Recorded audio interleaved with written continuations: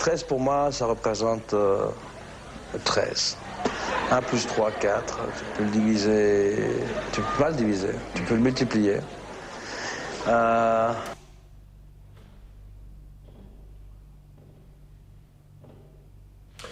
me donne envie de faire des maths, pas vous?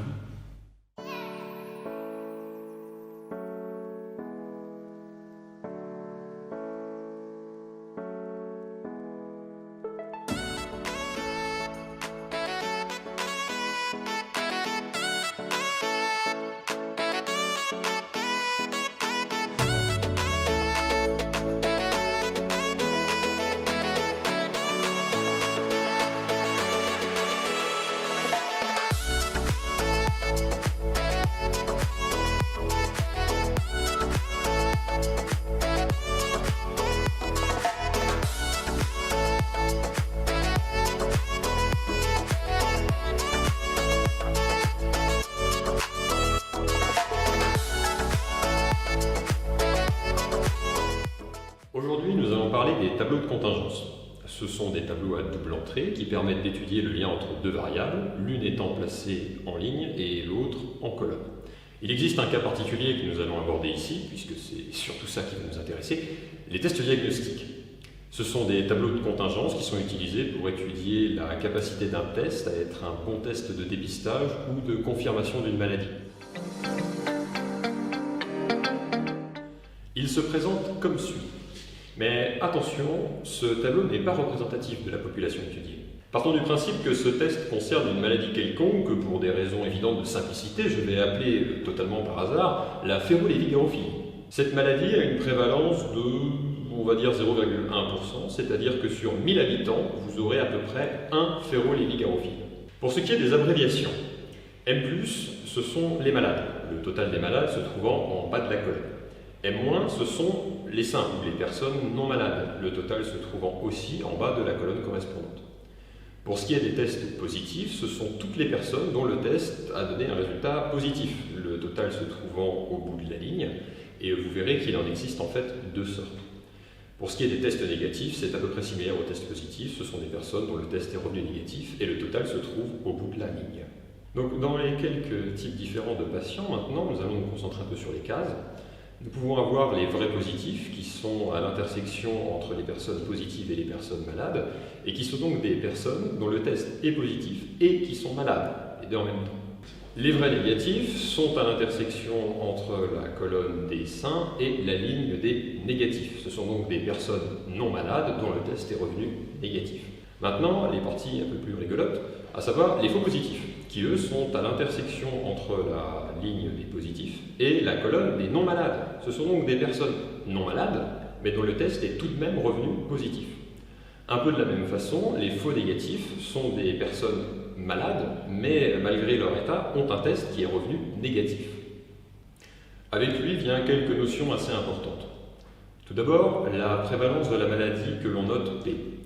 Il s'agit du nombre de cas d'une maladie enregistrée sur une population à un moment donné. Pour donner un exemple, l'épilepsie a en France une prévalence entre 0,5 et 1%. Donc pour 1000 habitants pris au hasard dans la population, vous aurez de 5 à 10 personnes qui souffriront d'une forme d'épilepsie. Ici, la prévalence est donnée car le tableau n'est pas une bonne représentation de la réalité. Sinon, avec 100 malades et 100 non malades, pris au hasard, la ferrolévigarophilie aurait une prévalence de 50%. Or, ce n'est pas le cas.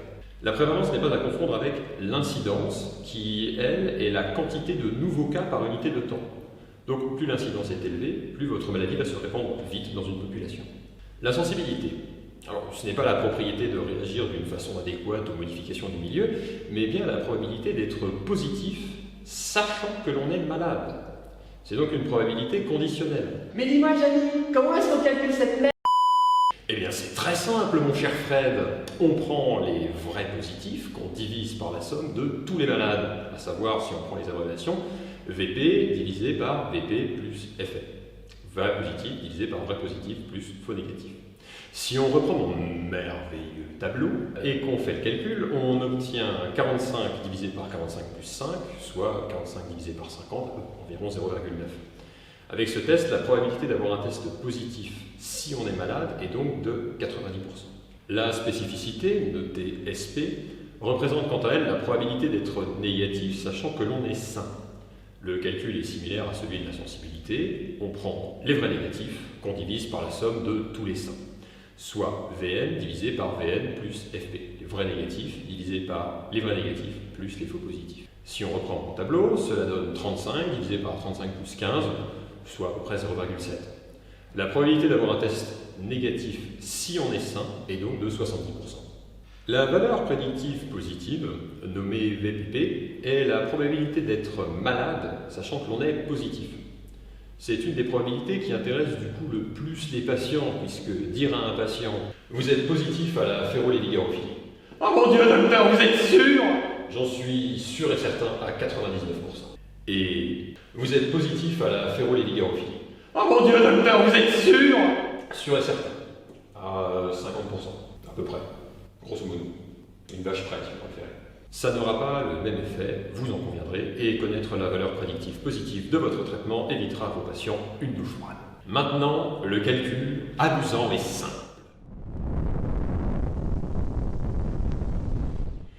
En vrai, il est plutôt simple, et pour le rendre plus clair, voilà ce que ça donne en remplaçant les termes par leurs abréviations. Ce qui, avec notre merveilleux exemple, nous donnerait 0,1 fois 0,9 divisé par 0,1 fois 0,9 plus 1 moins 0,1 fois 1 moins 0,7. Je vous épargne les calculs, ça donne 0,25. Donc, grâce à mon test, si vous êtes positif, vous avez 25% de chance d'être malade. Mon test est absolument pourri. Cas particulier auquel il faut prêter attention. Dans le cas où le tableau est représentatif de la population, et uniquement dans ce cas-là, le calcul de la VPP peut être tout simplement vrai positif divisé par vrai positif plus faux positif. Puisqu'il s'agit de la probabilité d'être positif, sachant que l'on est malade, il suffit donc de diviser les vrais positifs, donc les malades parmi les positifs, par tous les positifs. La valeur prédictive négative, VPN, cousine de la VPP vue juste avant, c'est la valeur qui permet de donner la probabilité d'être sain, sachant que l'on est négatif. Tout comme la VPP, elle n'est calculable à partir du tableau que si celui-ci est représentatif de la population, mais aussi via une formule similaire à celle donnée pour la VPP, que nous vous épargnerons car ce n'est pas ça le plus important, et aussi parce qu'honnêtement, on s'en bat les couilles. Maintenant, le plus important. Qu'est-ce qui fait un bon test de dépistage et qu'est-ce qui fait un bon test de confirmation? Lorsque l'on cherche dans une population donnée des malades, on effectue un dépistage qui se déroule en deux tests. Un premier test, qui est le test de dépistage à proprement parler, et un deuxième test, qui est celui de confirmation. Le test de dépistage se doit d'avoir une grande sensibilité, afin d'être sûr qu'un maximum de malades seront positifs pour n'en louper aucun. Cependant, ce genre de test a bien souvent une spécificité plus faible et donc la probabilité d'être négatif si l'on est sain sera plus faible elle aussi, augmentant ainsi le nombre de faux positifs. Mais pas d'inquiétude, car c'est là qu'arrive le deuxième test. Le test de confirmation a quant à lui une sensibilité qui est plus faible, c'est-à-dire que la probabilité d'être positif si on est malade est plus basse. Cependant, il a souvent une grande spécificité, c'est-à-dire que la probabilité d'être négatif sachant qu'on est malade. Oups, petite faute. La spécificité n'est pas la probabilité d'être négatif sachant que l'on est malade, mais la probabilité d'être négatif sachant que l'on est non malade. J'espère que vous aviez bien suivi. Et bien plus grande, ce qui nous permet de nous débarrasser des faux positifs qui auraient passé le test de dépistage. Ainsi, après ces deux tests, le premier a pris tous les malades au risque de prendre quelques faux positifs et le deuxième se sépare de tous les non malades, on se retrouve avec une population sélectionnée qui est constituée de beaucoup de vrais positifs.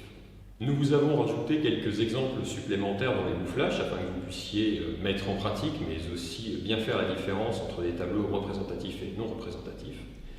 Sur ce, je vais retourner regarder de belles courbes et il ne me reste plus qu'à vous souhaiter une bonne fin de vacances.